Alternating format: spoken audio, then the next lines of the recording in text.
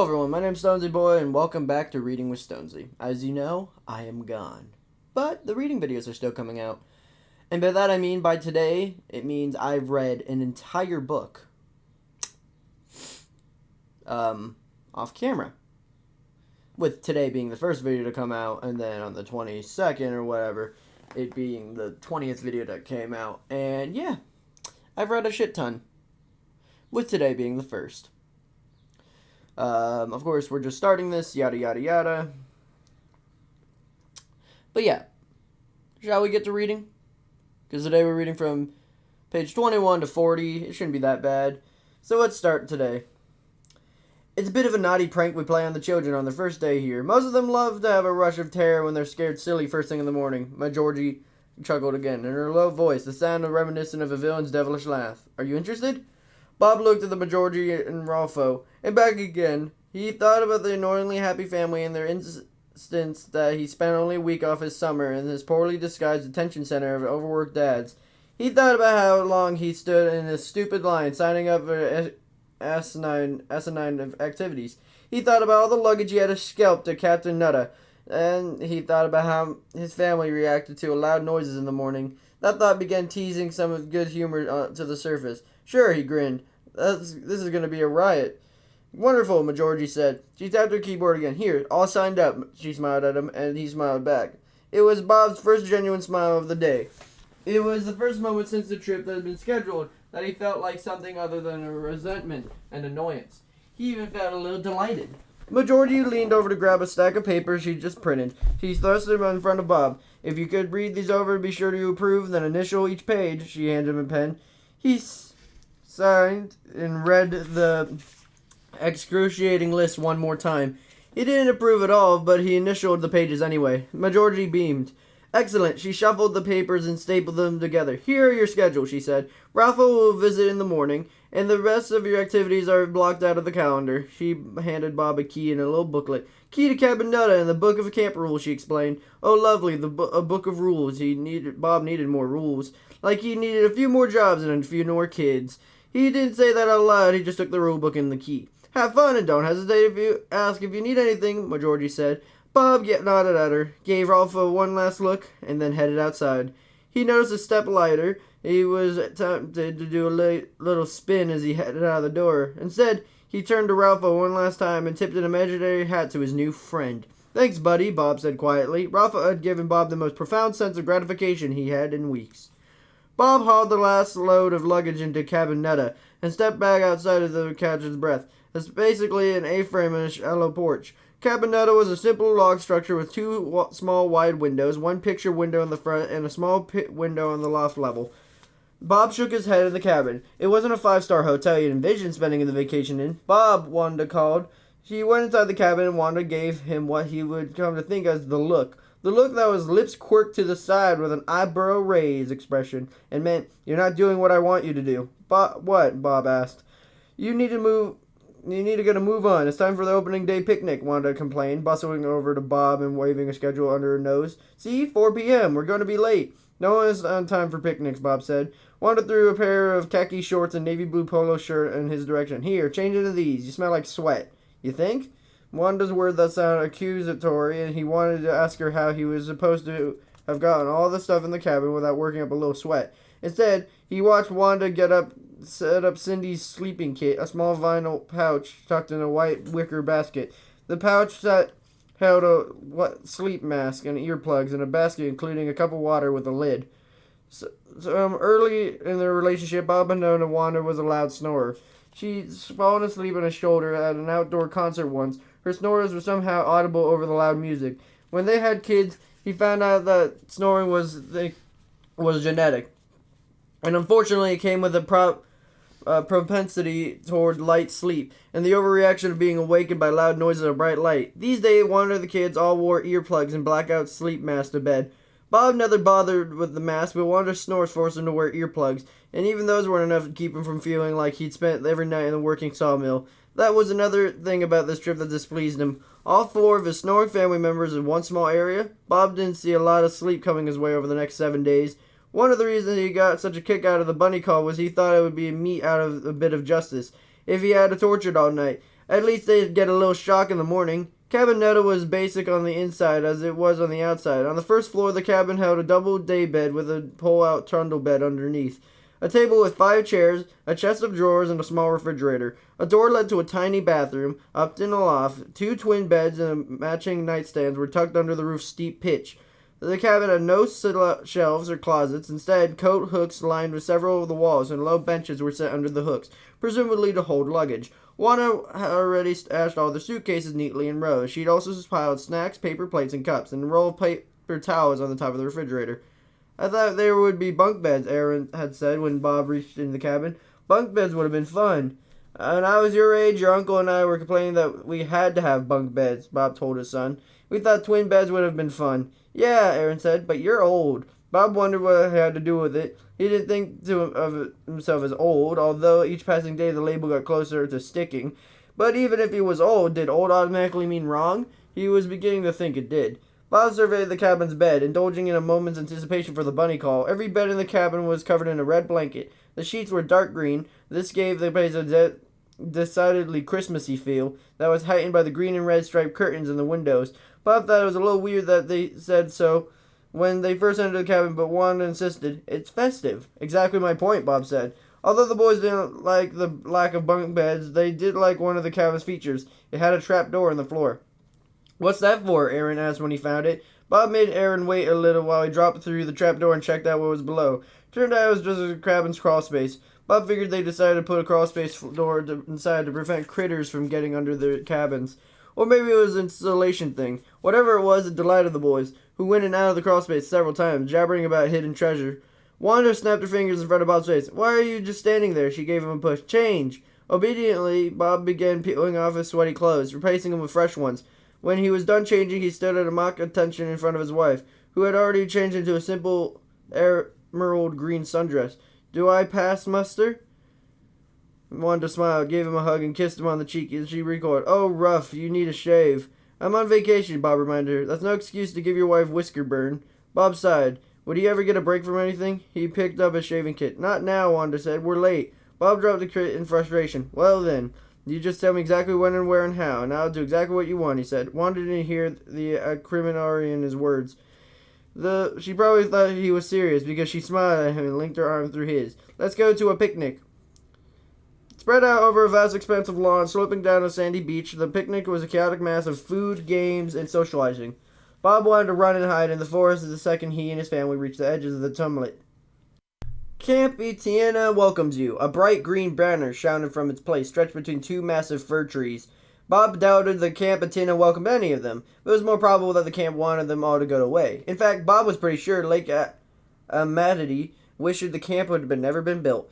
Bob had entered the architecture firm and the apprentice right out of the school, and in 12 years he worked there. He learned a lot of the form and function of energy and landscape. Walking sites to prepare plans, he often had a sense for when a place welcomed a structure and when it didn't.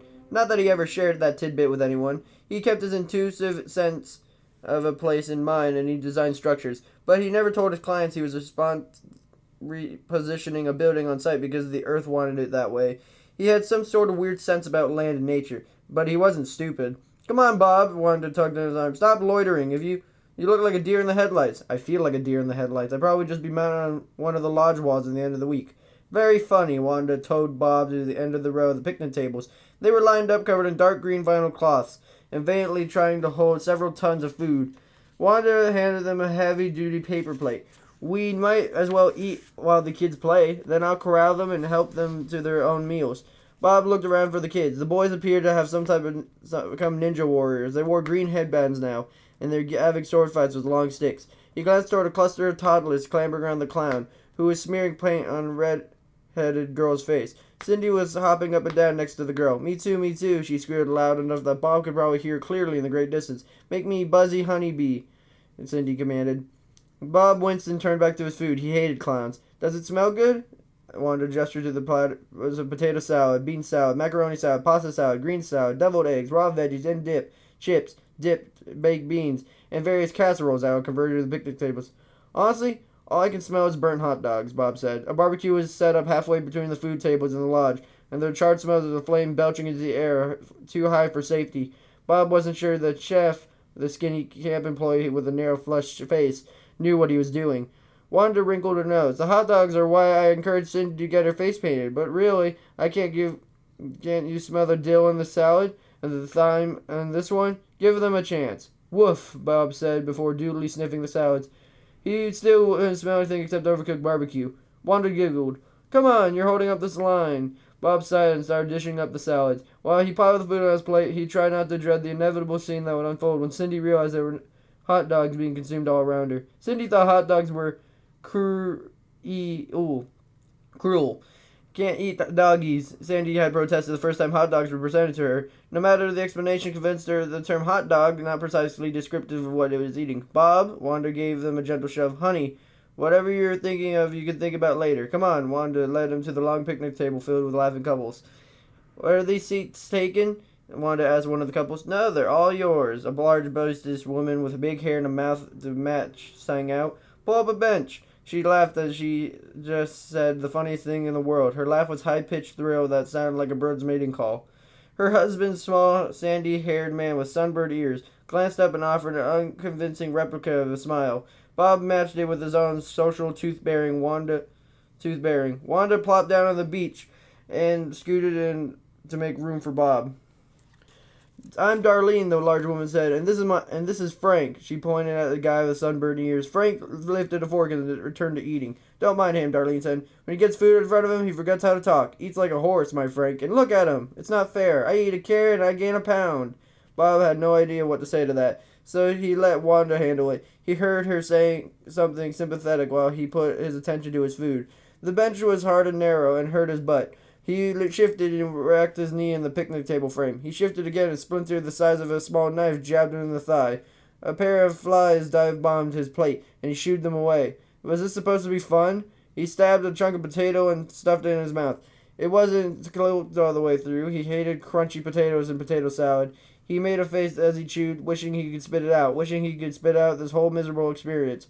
While Bob ate, an animated conversation about camp activities began. Everyone at the table offered an opinion about what's going to be most fun thing to do at Camp Athena. Even Frank, who was finished eating, joined in with the glee and talked to the tennis tournament that would start the next day. Then Wanda piped up to tell everyone that their whole family was competing in the capture the flag competition the next day.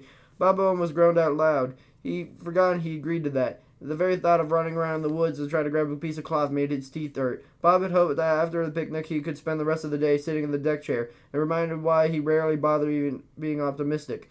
The picnic ended at 6, and Wanda informed them that their family was signed up for a team competition from 6 to 9, in darts, horseshoes, and a card game, hand and foot, after that.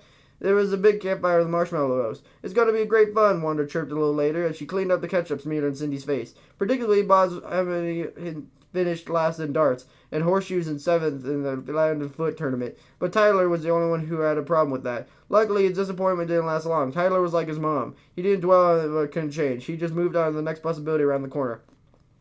That's what life's all about, Bob, Wanda always told him. Possibility. Every day is filled with possibility. You just have to look for it. Bob had thought that this horror was adorable for the first few years he was with Wanda, but now it was guiding at him.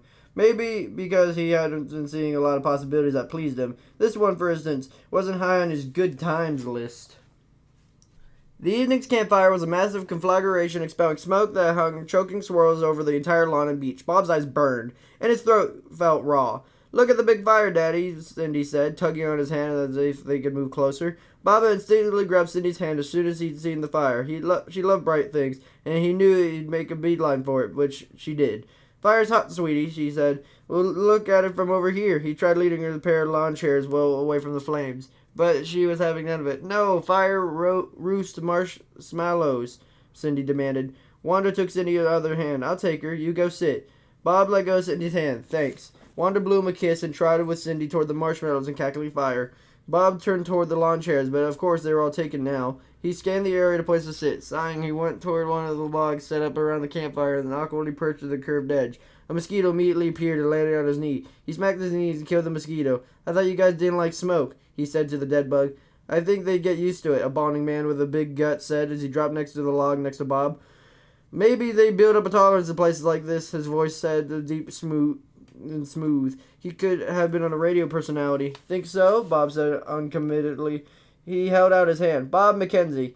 Stephen Bell. A man shook Bob's hand. Actually, he said, I think my theory's full of it. Mosquitoes don't live long enough to build up a tolerance.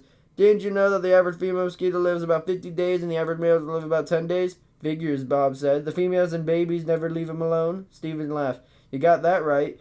He gestured toward the pair of very pretty blonde girls Bob guessed were 13 or 14. The girls were flirting with a couple teen boys wearing pants so baggy that they were about to fall off. Or they worried themselves to death. Those two girls are mine. Guy shook his head. Don't sleep much. Bob nodded. I can see why. You have girls? One. She's just 3. 2 boys, too. Fatherhood's not for the faint of heart, Stephen said, but it's a heck of a lot of fun. Bob offered a socially acceptable nod and didn't represent at all what he was thinking.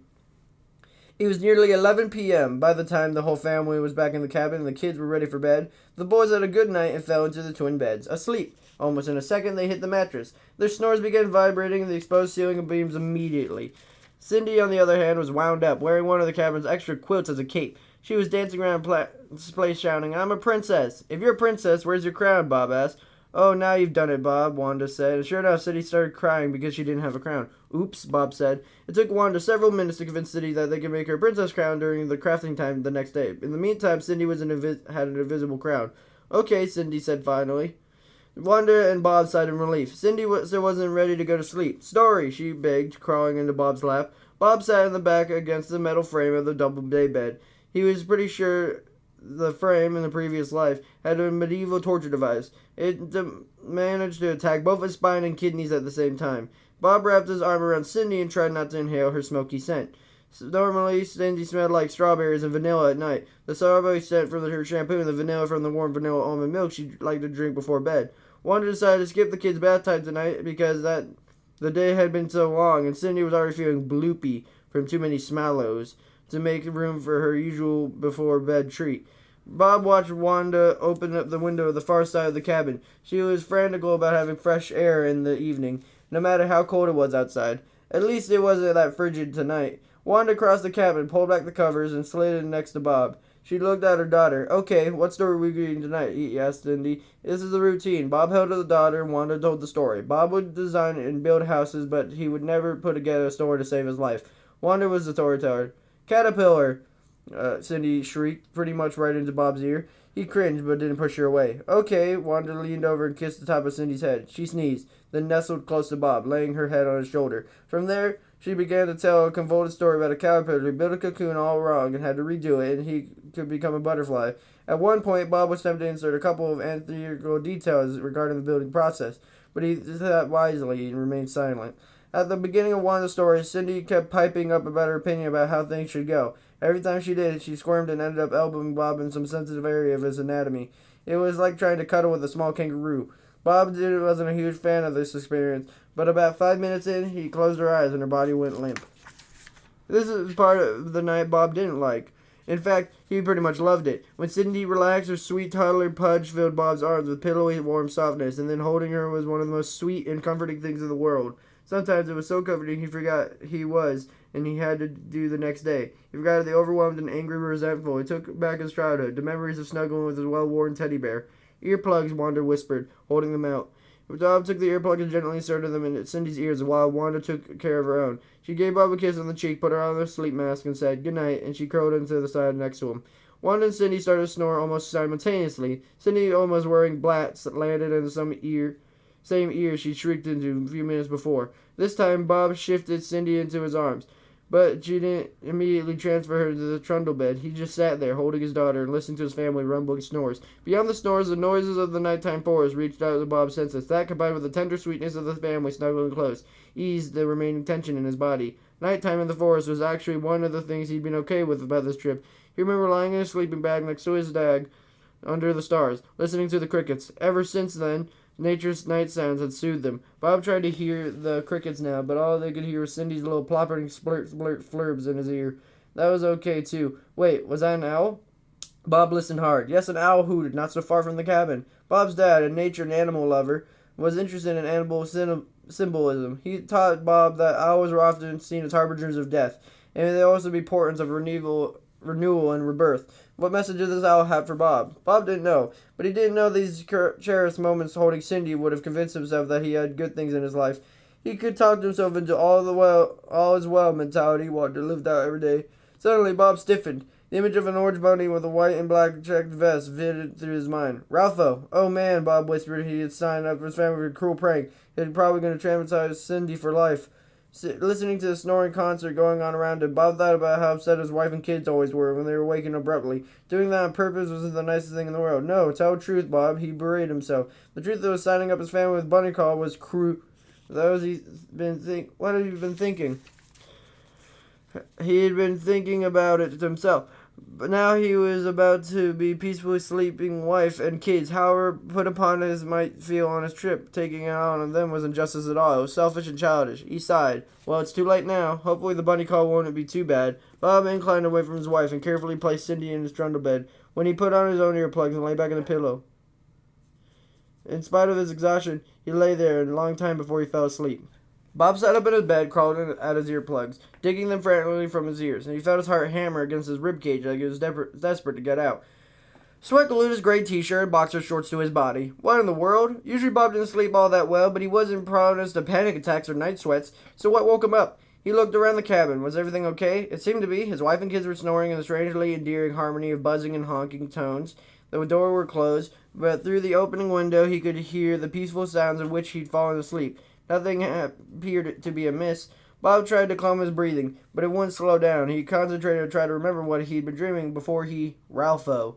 That was what he'd been dreaming about. He'd been dreaming about Ralpho. Obviously his guilt had followed him into his sleep. Bob took a deep breath and got out of bed. He grabbed the pen light and his key ring. Bob used the pen light to find a safe passage past the end of the truffle bed, and a few feet across the floor of the bathroom. There, he closed the door and turned on the light over the sink. He looked at himself in the mirror. Still the same Bob, or was he? This Bob looked a little feral. His eyes were bloodshot, his hair stuck out. His mouth had wretched into a wide grimace. His Bob looked like he made a deal with the devil. Had he?